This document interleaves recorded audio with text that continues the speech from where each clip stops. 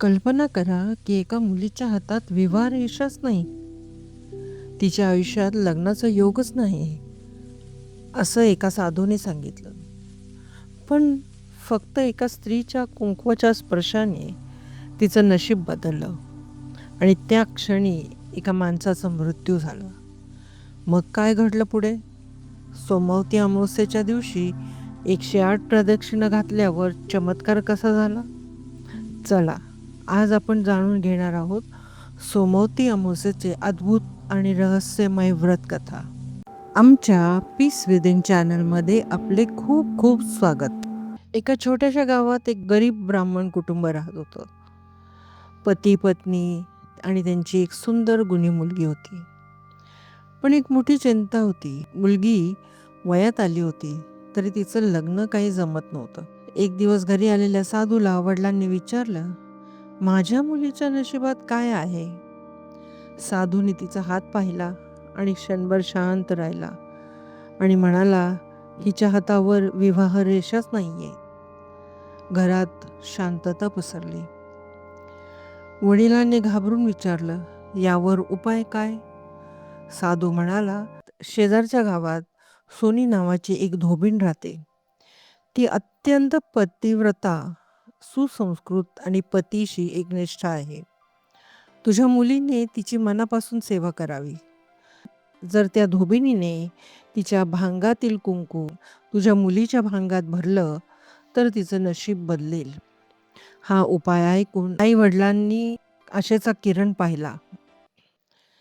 त्या दिवशी मुलगी दररोज पहाटेच्या अंधारात उठू लागली. सगळं गाव झोपलेलं असताना ती हळूच धोबिणीच्या घरी जाऊन सर्व कामे करू लागली. घर झाडणं, भांडी घासणं, पाणी भरणं आणि कुणीही पाहण्याआधी परत घरी. एके दिवशी धोबीण सुनेला म्हणाली, तू रोज एवढी कामं कधी करतेस ग? सून आश्चर्याने म्हणाली, मी नाही करत, मला वाटलं तुम्हीच करताय. मग दोघीही काम करत नाहीत, मग कोण करतंय? रहस्य वाढतच गेलं. दुसऱ्या दिवशी त्यांनी लपून लक्ष ठेवलं. पहाटेच्या अंधारात एक मुलगी येताना दिसली.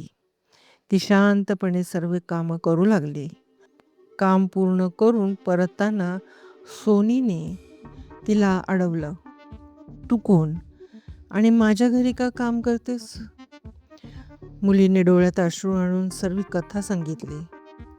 साधूचं वचन, तिचं दुर्दैव आणि तिची आशा. हे ऐकून सोनीच्या डोळ्यात करुणा आली. तिने तिच्या भांगातील कुंकू घेतलं आणि त्या मुलीच्या भांगात भरलं आणि त्या क्षणी तिचा आजारी पतीचा प्राण गेला. सगळीकडे आक्रोश पसरला. पण सोनी ढासळली नाही. तो दिवस होता सोमवती अमावस्या.